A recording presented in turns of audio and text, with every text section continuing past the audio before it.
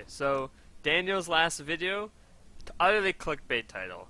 Okay, you fell for it. You fell for the clickbait. You wanted to see me, be sad and depressed that everyone doesn't agree with me and Stunlock Studios made that statement. I don't care. Okay, I don't care. Watch this video. I make good points. It's not pessimistic, but there's still fair warning. There's something still needs to change. But listen to the video.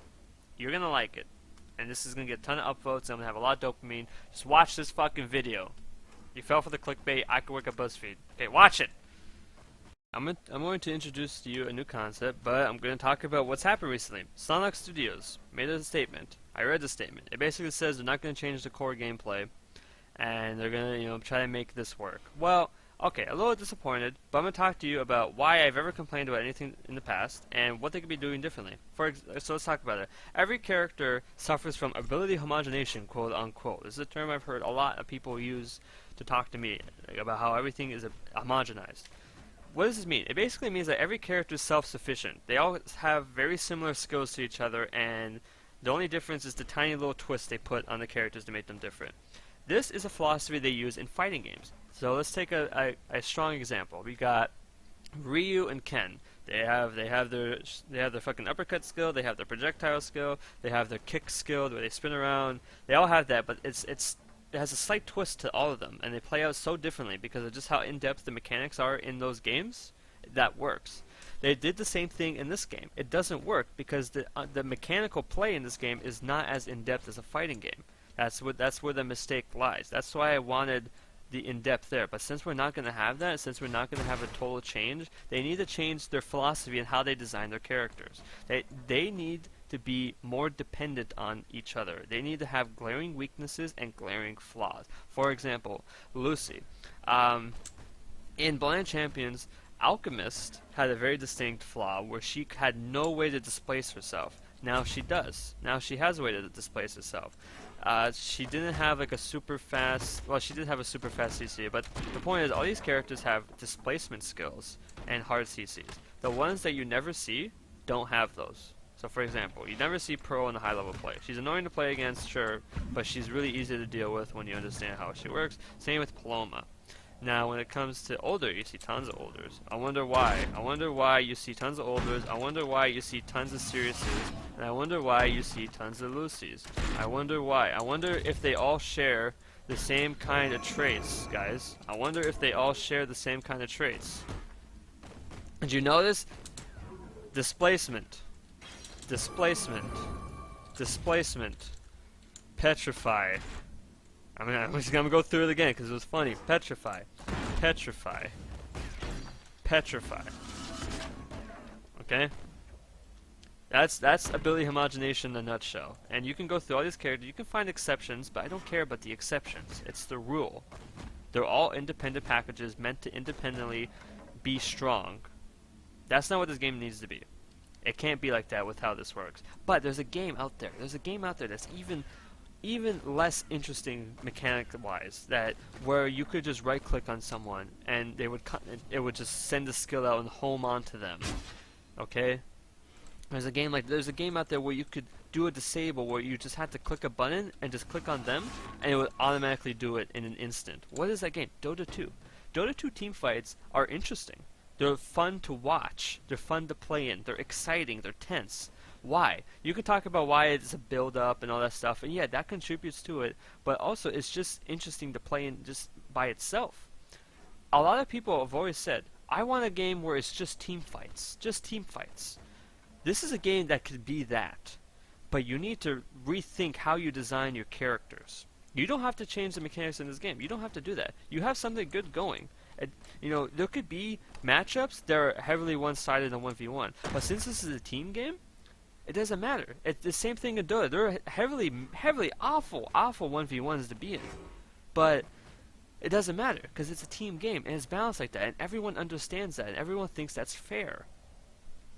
All these characters need to be rethought about what distinct flaw do they have and what distinct strength do they have, and can we go further than that? Can we make all of them dependent? For example, Pearl.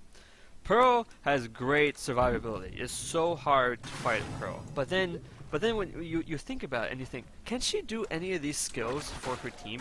Can she put a counter for her teammate to make her survivability transfer onto them? No. So you realize that Pearl, if you just ignore Pearl, she feels powerless. It's like, can you please come over here so I can do this, please? Oh, you just killed my teammate? Well, yeah, my little shitty ass shield didn't really help, did it? And you know, I couldn't really consecutively land these. Can you please just come over here so I can land the counter? That's a glaring flaw. Now, it's not fun to play against, sure, but like I said, a glaring flaw. And Lucy, for example, since she had no displacement, and if she gave her partner a barrier, you know, if she gave, you know, I gave the fucking dummy here a barrier, I just transferred my defensive to my ally. So then that's a flaw. It's like, oh, I just try to bail out my teammate. Oh, they're gonna be on me. Ah.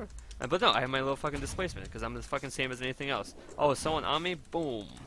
Doesn't matter. There's no glaring flaw there. She's not like a potent like heal bot character with like a few cooldowns where you need to be like really strong control wise and your teammates need to be really wary about defending you. You know, you're not like that. That's a cool concept. It's not like that in this game. Yeah. You know, like Sirius could be like, you know, oh, I'm like a healer, but I'm like in the fight, you know, and I'm healing you through that, kind of like Omni Knight, right? No, he's just an independent character like everyone else. So why does Sonic Studios need to do this? Why does Sonic Studios need to change all the characters to stop being independent characters like it's a fucking fighting game and make it dependent like it's like Dota? Well, first of all, it'd make team composition and all this stuff much more interesting. Right now, it's just who has the higher margin for error that will consistently win. Just like how you min-max battle rates, you're going to min-max the champions, because if they all play kind of in the same way, you're going to find out what's the best one, what's the safest one, what yields the most reward. Okay?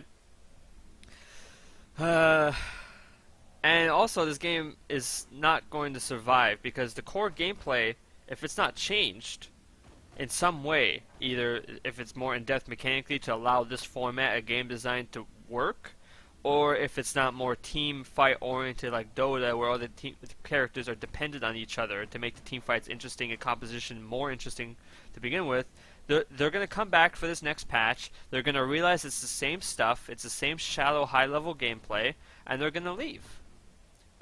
You might say, oh, but it's going to be casual. The casual market's going to do it. No, the casual market's not going to do it because they sense the same thing. They might not be conscious of it, but they sense it. So I hope this convinces you of things. I hope this convinces you that there is a way to make this game work. It's just we need to make the push to have the design of the characters be different, the intent. Every character needs a distinct flaw and a distinct strength. Just like in Dota, just like in all those games, because the main appeal to this game, both casual and professionally, is that it's a round-based team fights. Team fights over and over again. That is the appeal.